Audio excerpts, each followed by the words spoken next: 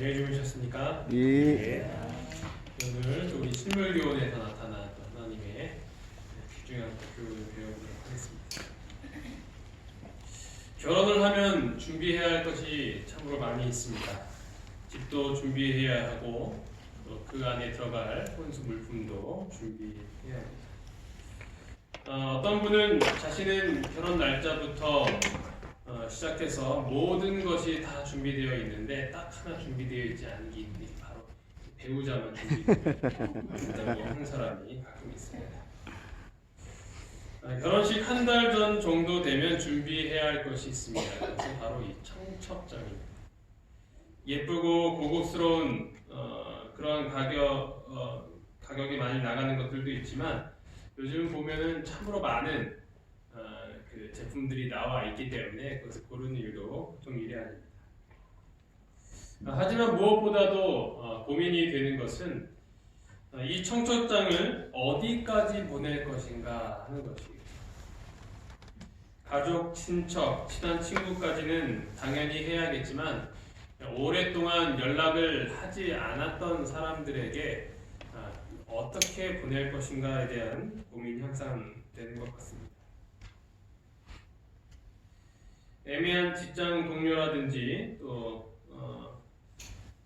멀리 있는 사람들, 그런 사람들에 대한 청첩장을 보내는 것에 있어서 고민을 하게 되는 것이죠. 부담 주지 않게 보내지 말라라고 하는 사람과 이번에라도 안 보내면 관계가 아예 끊어지게 될 것이다 라고 하는 사람들의 의견이 있습니다. 그래서 어떤 사람들은 결혼식이 끝나면 어느 정도 인간관계가 정리된다라는 씁쓸한 이야기를 하기도 합니다. 친하지 않은 사이인데 청첩을 하면 이럴 때만 연락해야 한다고 서운해하고 청첩을 하지 않으면 자기를 결혼식 초대할 정도로 여기지 않는 사이라고 여김을 받았다고 서운해하고 도대체 어느 장단에 맞춰야 할지 모르겠습니다. 오늘 비유의 내용에서도 한 임금의 청첩이 나옵니다. 마태복음 22장 1절부터 14절에 있는 말씀입니다. 마태복음 22장 1절로 14절에 있는 말씀입니다. 함께 읽어보도록 하겠습니다. 시작.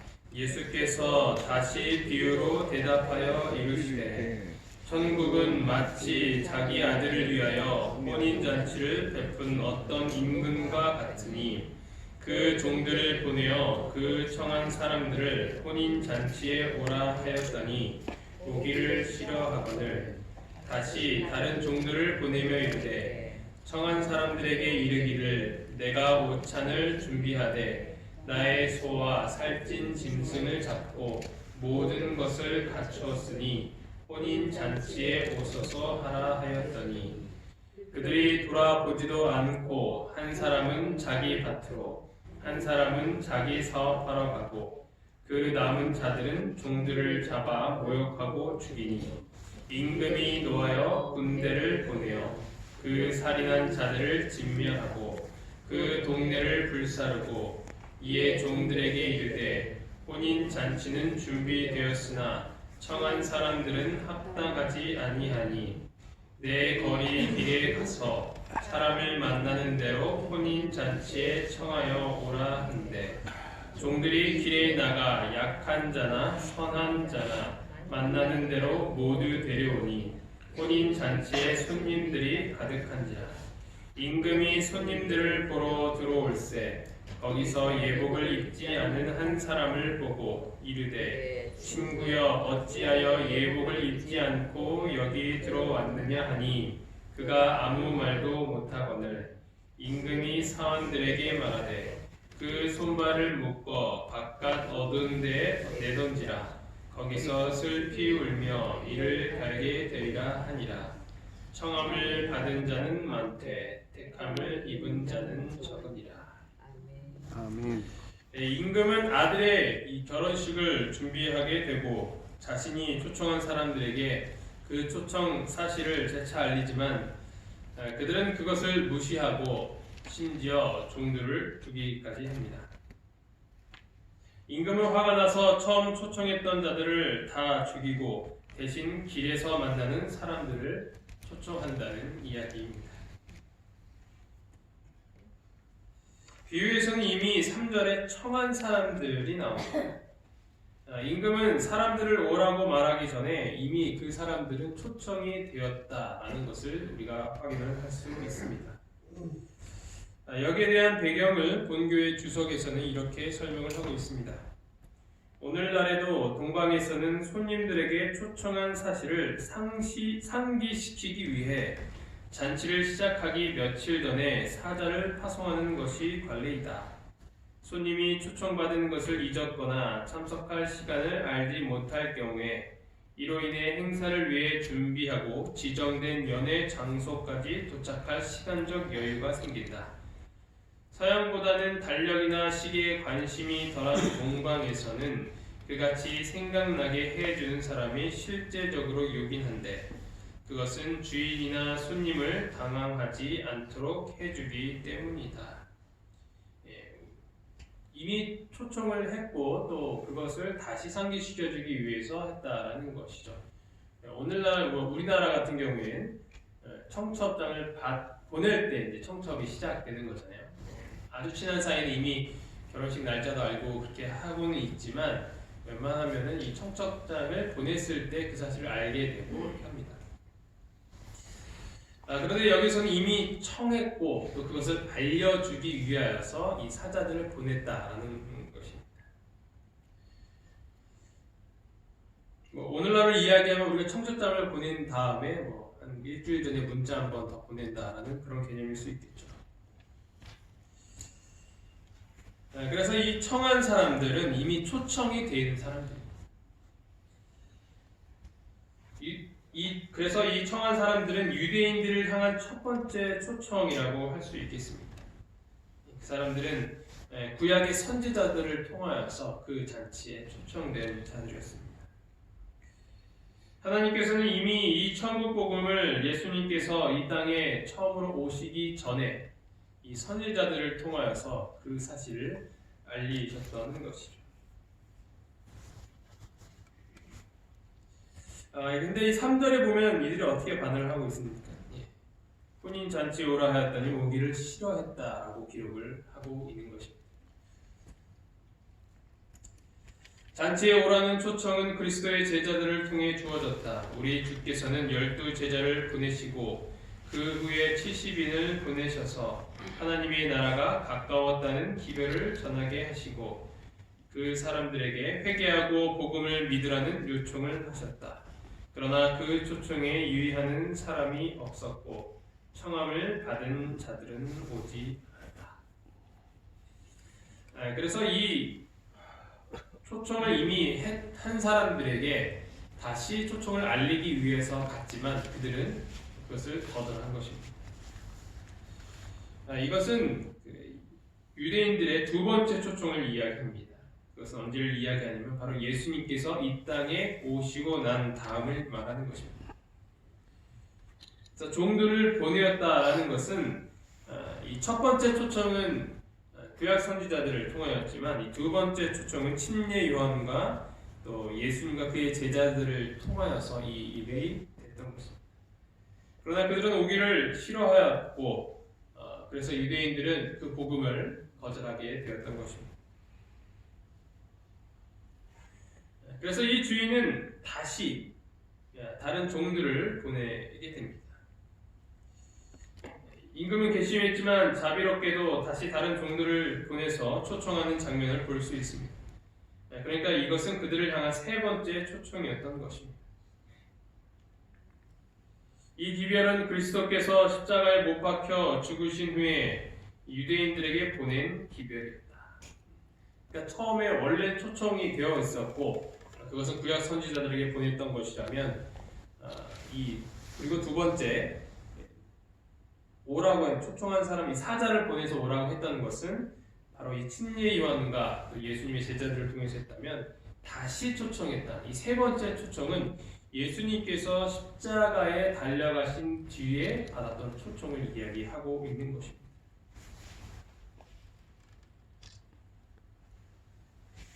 그러나 그들은 여전히 이 5절과 6절에 보면 돌아보지도 않고 한 사람은 자기 밭으로 한 사람은 자기 사업하러 가고 그 남은 자들은 종들을 잡아 모욕하고 죽였다라고 하고 있는 것입니다. 이 유대인들은 이 초대교회를 향한 핍박을 여전히 또 했던 것이죠. 그 가운데서는 스데반도 있었고 또 야고보도 있었습니다. 7절에 보면 임금이 노하여 군대를 보내어 그 살인한 자들을 진멸하고 그 동네를 불살랐다라고 이야기를 하고 있습니다. 이것은 굉장히 잔인한 것처럼 보이지만 실제적인 비유에서 이렇게 나오기는 힘들 수 있겠죠. 이것은 무엇을 이야기하냐면 이 예루살렘 성전이 AD 70년에 멸망당한 사건을 이야기하는 것입니다. 그들은 끝끝내 이 세 번째 초청까지 멸시하게 되고 무시하게 되었고 결국에는 하나님께서 그 유대인들을 완전히 몰살시키는 것을 확인을 할 수 있는 것입니다. 유대 민족에게 선고된 형벌이 예루살렘 멸망과 백성들이 열방에 흩어진 사실로서 성취되었다. 하나님께서는 유대인들에게 이렇게 계속적으로 기회를 주셨음에도 불구하고 그들은 끝내 하나님을 거절하였던 것입니다. 그래야 주님께서는 유대인들 외에 다른 백성들을 그의 잔치에 초청을 하시게 되는 것입니다. 하나님께서는 그래서 우리를 향하여서 끝없는 초청을 하십니다. 이 유대인들에게는 3번이나 초청하셨던 것처럼 우리 삶 가운데서 더 많은 초청이 우리 가운데 있는 것입니다. 어떤 분은 그 첫 번째 초청에 의하여서 감사하여 나서는 분도 있었겠지만 두 번째, 세 번째 초청까지 거절하다가 네 번째 초청이 되어서 그제서야 하나님을 받아들이기도 합니다. 그러니까 우리가 몇 번째 초청을 받아들였냐는 것은 중요하지 않고 과연 우리가 그 잔치에 참여하고 있느냐 하는 것이 중요하겠죠. 어쩌면 그 초청이 이 에덴 요한병원에 와서 그 초청을 받아들이신 분도 있을 거라고 생각합니다. 그 하나님께서 초청하신 그 초청장을 받아들이고 이곳에 오신 여러분들을 진심으로 환영합니다. 우리 그 잔치에 모두가 참석하기를 간절히 바랍니다.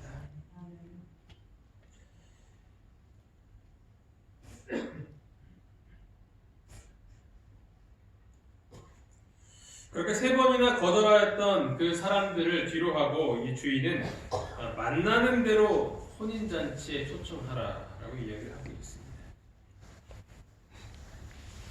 그래서 이 4번째 이 만나는 대로 데려오라 했던 사람들은 바로 이방인들을 이야기하고 있는 것입니다. 역시 이때는 초대교회를 이야기하며 그것은 이제 예수님을 통하여서 그리고 예수님의 그 제자들, 사도들을 통하여서 그리고 그리스도인들을 통하여서 이 4번째 초청이 이루어진 것입니다. 그 초청에 우리 모두가 실제적으로 받은 것이라고 할 수 있는 것입니다. 잔치에 오라는 3번째 초청은 복음을 이방 사람들에게 보낼 것을 표상하는 것이다. 그들이 내 소문을 들은 즉시로 내게 청종하며 이방인들이 내게 복종하리로다. 바울과 바나바가 담대히 말하여 이르되 하나님의 말씀을 마땅히 먼저 너희에게 전할 것이로되 너희가 그것을 버리고 영생을 얻기에 합당하지 않은 자로 자처하기로 우리가 이방인에게로 향한다. 하나님께서는 이스라엘 백성들에게 계속적으로 기회를 주셨지만 그들은 끝내 거절하게 되었고 결국 그 초청이 이방인들에게 같이 뻗치게 되는 것이었습니다. 사실 그것이 이 유대인들을 선택한 하나님의 목적이었으며 그것은 그들이 이루지 못한 것을 이 사도들과 또 수많은 그리스도인들 또 이방인들을 통해서 이루어지는 것을 확인을 할 수 있는 것입니다. 이것은 이미 다니엘서에서 예언되어 있습니다. 다니엘서 9장 24절에 보면 내 백성과 내 거룩한 성을 위하여 70일에로 기간을 정하였다라고 기록을 하고 있습니다. 그러니까 이스라엘 백성들을 위하여서 이 70일에가 주어진 것이죠. 그 끝나는 시점이 어디냐면 바로 복음을 전하던 스데반을 돌로 쳐 죽이는 사건을 통하여서 교회의 본격적인 핍박이 일어났던 때라고 우리가 배우고 있습니다. 이 자세한 내용은 지금 담임 목사님께서 매일 9시 다니엘 성경 공부를 통해서 이루어지고 있고 또 내년에 첫 기의 그 교과 공부 주제가 다니엘서입니다. 그래서 그때 좀 더 자세히 배우실 거라고 생각합니다. 그 결과 이방인들에게 복음을 전하게 되었고 이 핍박 때문에 어쩔 수 없이 유대인들은 유대인 출신 그리스도인들 그들은 흩어지게 되면서 자연스럽게 방방곡곡에 예수님의 기별을 전하게 되었던 것입니다. 종들의 길에 나가 악한 자나 선한 자나 만나는 대로 모두 데려오라라는 것이 그 비유의 내용이었습니다. 지난번 그물의 비유와도 연결되는 것을 확인할 수 있습니다. 또 천국은 마치 바다에 치고 각종 물고기를 모는 그물과 같다. 이 각종 물고기는 좋은 물고기와 못된 물고기 모두를 포함한다고 말씀드렸습니다. 그래서 하나님은 의인과 악인 모두를 초청하신다는 거죠. 거기에 초청되는 사람의 제한이 없다는 것입니다. 하나님은 우리 모두를 초청하셨습니다. 거기에는 의인이나 악인이나 상관없이 모두를 초청하신 것입니다. 하나님께서 천국 복음의 잔치에 그 사람들을 초청하실 때 우리처럼 누구를 초청할까 고민하지 않으셨습니다. 손익을 계산하지 않으셨습니다. 그분은 모든 사람들을 초청하신 것입니다. 그 가운데 저도 포함되어 있고 여러분 모두가 포함되어 있는 것입니다. 우리가 이 자리에 있어서 목에 힘을 줄 필요가 없는 것이죠. 왜냐하면 우리는 어떤 자격이 되기 때문에 이곳에 온 사람이 아니기 때문입니다. 이 복음의 초청 잔치 자리에서 초청하신 하나님 아버지께 감사하는 오늘 이 시간이 되기를 간절히 바랍니다. 아멘.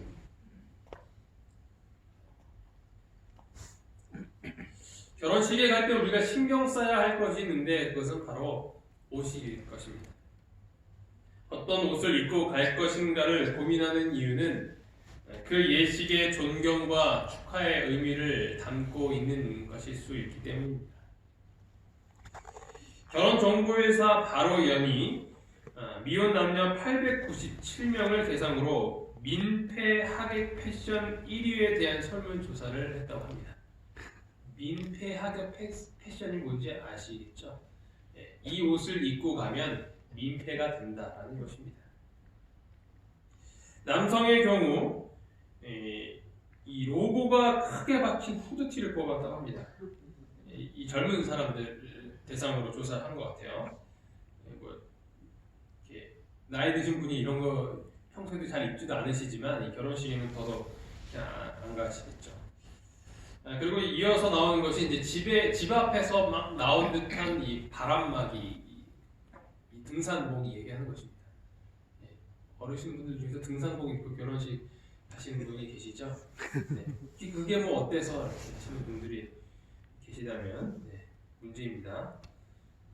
그리고 그 다음으로는 묘라는 스타일의 재킷과 화려한 남바, 이렇게 하와이에서 입을 듯한 울긋불긋한 옷 입고 가면 민폐가 된다는 것입니다.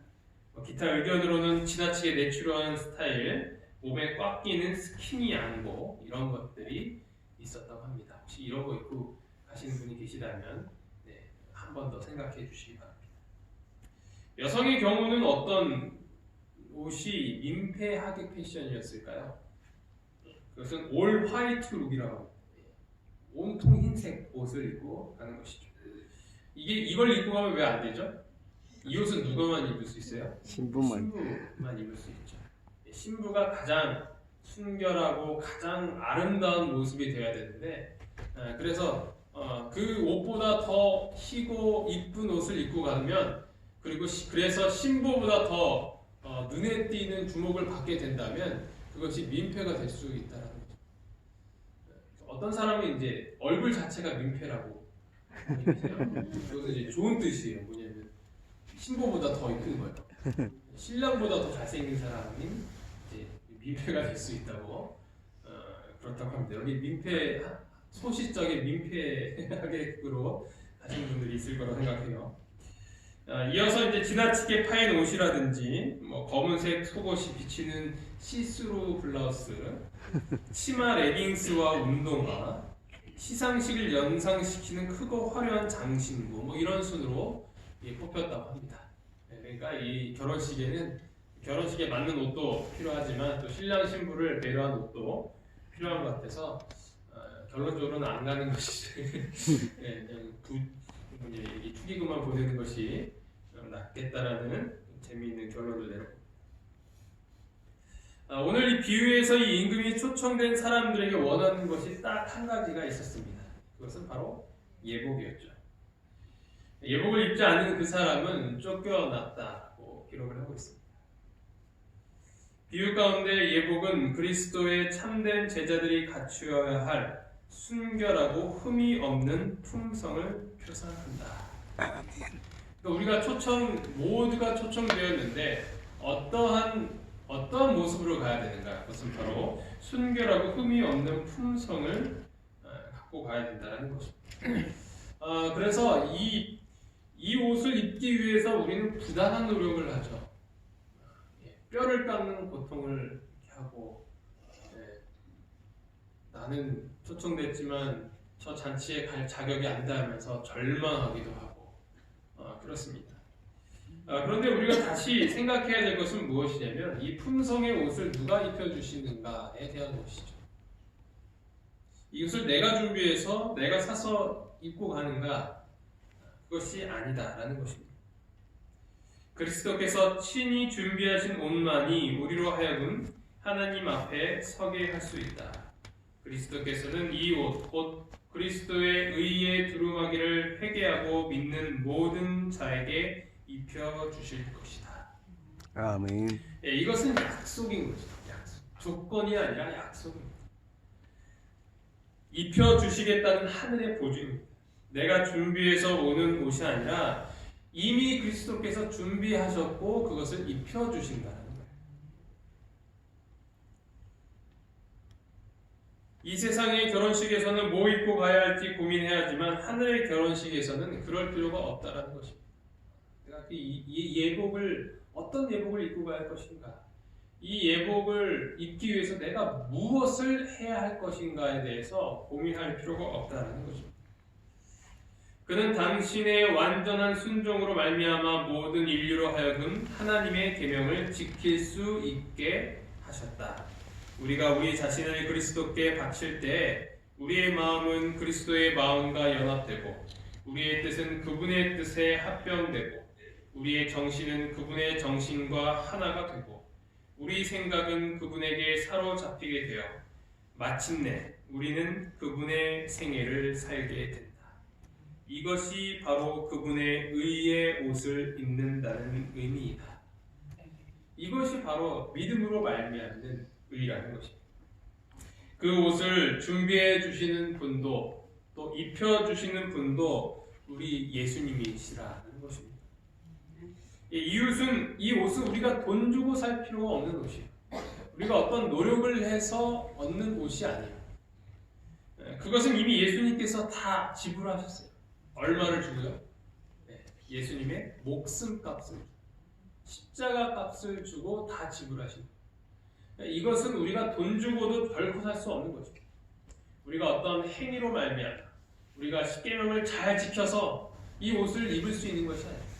왜냐하면 우리는 죄인이기 때문에 또 다른 죄를 짓기 때문입니다. 예수님께서 이미 다 해결해 주셨어요.